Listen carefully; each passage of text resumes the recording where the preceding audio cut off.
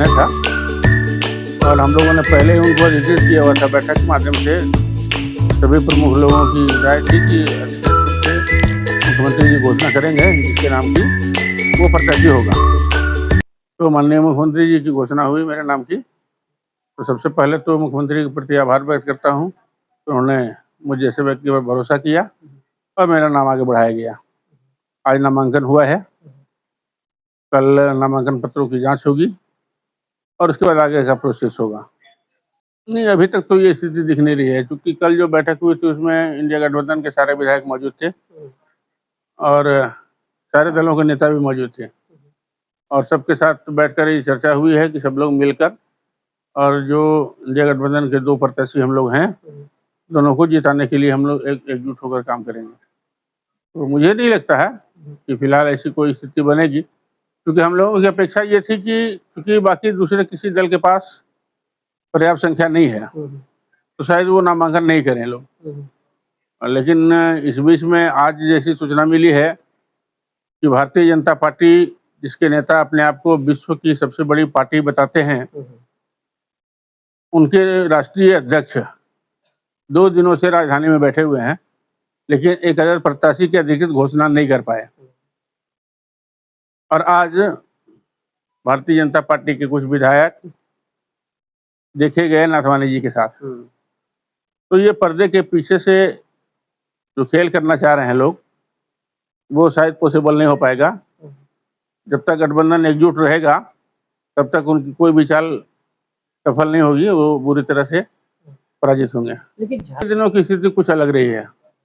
उस समय किसी दल के पास अकेले चुनाव जीतने की स्थिति नहीं हुआ करती थी।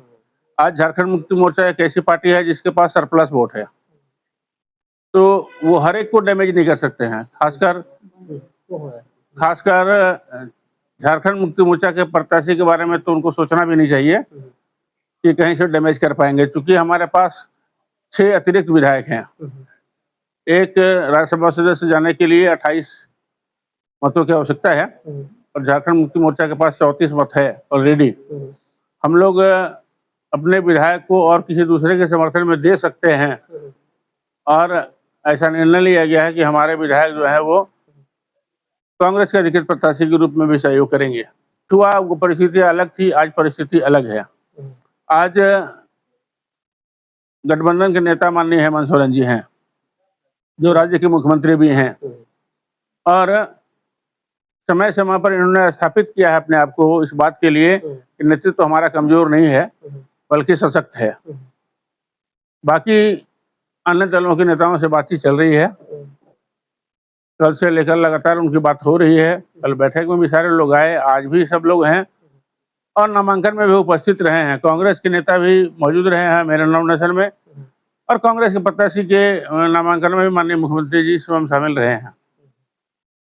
तो जो दिखाई दे रहा है कि इंडिया गठबंधन इंटैक्ट है, एक साथ है, तो ये अगर एकता बरकरार रहती है तो कोई कारण नहीं बनता है कि भारतीय जनता पार्टी के जो समर्थित प्रत्याशी जिनको उतारा गया है वो कहीं से कोई खेल कर पाएंगे, ऐसा नहीं है, संभव नहीं है। देखिए, पहले भी मैं राज्य का मंत्री रहा हूँ, इस नाते संपूर्ण झारखंड को देखने का अवसर मिला है।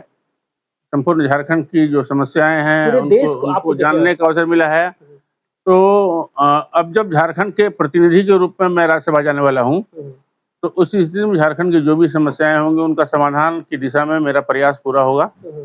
अपनी क्षमता का इस्तेमाल करना चाहूँगा मैं जरूर, और जो पार्टी गाइडलाइन जो होगा, माननीय मुख्यमंत्री का जो निर्देश होगा कि झारखंड में हित में कौन कौन से प्रश्न उठाया जाए, कैसे विषय को रखा जाए और किन विषयों पर फोकस किया जाए,